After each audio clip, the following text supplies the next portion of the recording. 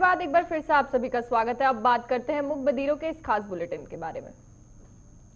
Bharatiya Janata party के अध्यक्ष JP Nadda ने आज से बंगाल में लाखों सुनार बांग्ला अभियान की शुरुआत कर दी है। इसकी शुरुआत कोलकाता से हुई है, जो कि पार्टी के विजन डॉक्यूमेंट या जिसे भाजपा संकल्प पत्र कहती है, उसके लिए लोगों से रायशुमारी का अभियान है।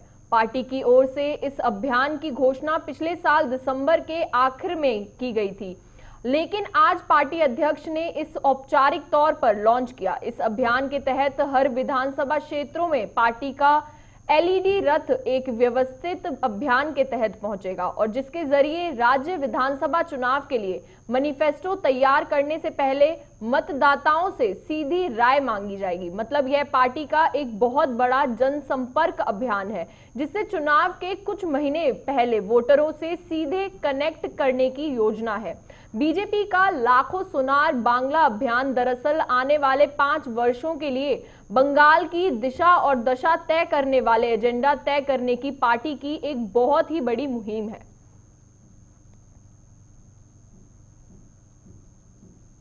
अब बात करते हैं अगली खबर की। गुजरात के मोटेरा स्टेडियम को पीएम नरेंद्र मोदी के नाम पर किए जाने को लेकर विपक्ष का हमला रुकता नहीं जा रहा है। कांग्रेस के शीर्ष नेताओं के हमले के बाद अब छत्तीसगढ़ के मुख्यमंत्री सीएम भूपेश बघेल ने इसे पीएम मोदी की कुर्सी जल्दी जाने का लक्षण बताया है। मोटेरा स्टेडियम का नाम नरेंद्र मोदी स्टेडियम करने के मुद्दे पर सीएम बघेल ने कहा कि यह बीजेपी की परंपरा रही है। जब अटल जी जीवित थे तो अटल चौक उनके नाम पर बनाया गया था, जिसके बाद वह पीएम नहीं रहे, लेकिन छत्तीसगढ़ में उनके नाम पर अटल चौक अब भी है। यह इस बात की निशानी है कि मोदी जी भी जल्द ही अटल जी की तरह पूर्व प्रधानमंत्री हो जाएंगे। कांग्रेस की तरफ से बघेल पहले नेता नहीं है जिन्होंने इस विवाद पर पीएम नरेंद्र मोदी पर निशाना साधा है। इससे पहले कांग्रेस के पूर्व अध्यक्ष राहुल गांधी ने भी ट्वीट कर निशाना साधा था। उन्होंने लिखा कि सच कितनी खूबी से सामने आता है। Narendra Modi stadium Adani and Reliance and Jay Shah की अध्यक्षता में, #हम दो हमारे दो।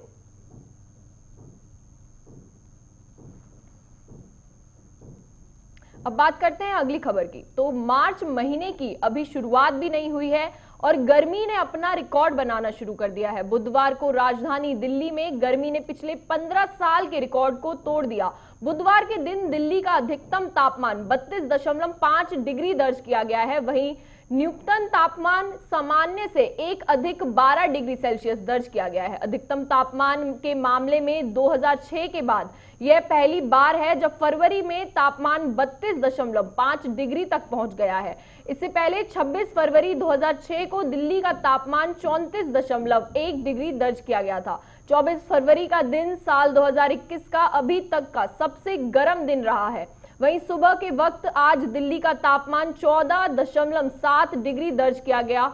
मौसम विभाग के मुताबिक साल 2006 से पहले साल 2004 में अधिकतम तापमान 32.5 डिग्री सेल्सियस दर्ज किया गया था। वहीं इससे पहले वर्ष 1993 में यह 33.9 तक पहुंच गया था।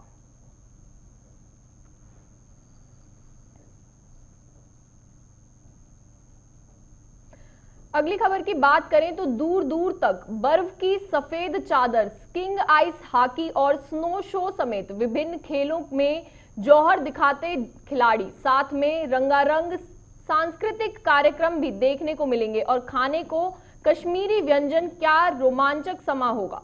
गुलमर्ग में 26 फरवरी यानी कल से खेली जाएगी इंडिया विंटर गेम्स 2021 की शुरुआत हो रही है, जिसकी ई उद्घाटन कल प्रधानमंत्री नरेंद्र मोदी करेंगे। कल से 2 मार्च तक चलने वाले महोत्सव में देश के विभिन्न राज्यों और केंद्र शासित प्रदेशों से लगभग 1200 खिलाड़ी हिस्सा लेंगे। इसके अलावा सेना के खिलाड़ी और जवाहर पर्वतारोहण संस्थान के खिलाड़ी भी स्नो बाइडिंग, skiing, ice stock, nordic ski, ski mountaineering, ice skating, snowshoe, दौड़ समेत 9 खेलों में जौहर दिखाएंगे।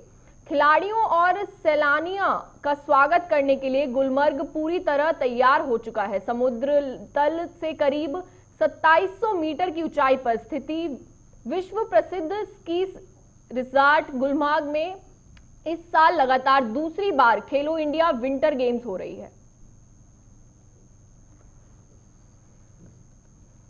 अब कोरोना की बात करें तो देश में एक बार फिर कोरोना संक्रमण के मामले में उछाल देखने को मिल रहा है। पिछले 24 घंटे में कोरोना के 16,738 नए मामले सामने आए हैं और 130 से ज्यादा लोगों की जान चली गई है। हालांकि बीते दिन 11,799 लोग कोरोना से ठीक भी हुए हैं। अच्छी बात यह भी है कि बीते दिन कुछ राज्यों में कोरोना से एक भी मौत नहीं हुई है। स्वास्थ्य मंत्रालय का ताजा आंकड़ों के अनुसार अब देश में कोरोना के कुल मामले बढ़कर 1,10,46,914 हो गए हैं। कुल 1,56,705 लोगों की जान जा चुकी है, जबकि 1,07,38,501 लोग कोरोना के मात देकर ठीक भी हो चुके हैं। देश में अब एक्टिव केस की संख्या बढ़कर 1,51,708 हो गई है। बता दें कि देश में कोरोना से मृत्यु दर 1.32% है, जबकि रिकवरी रेट 97.25 और एक्टिव केस 1.33% है। कोरोना एक्टिव केस मामले में दुनिया में भारत का 14वां स्थान है। वहीं देश भर में अब तक 1,26,71,163 स्वास्थ्य कर्मियों और कोरोना योद्धाओं को कोविड-19 का टीका लगाया जा चुका है।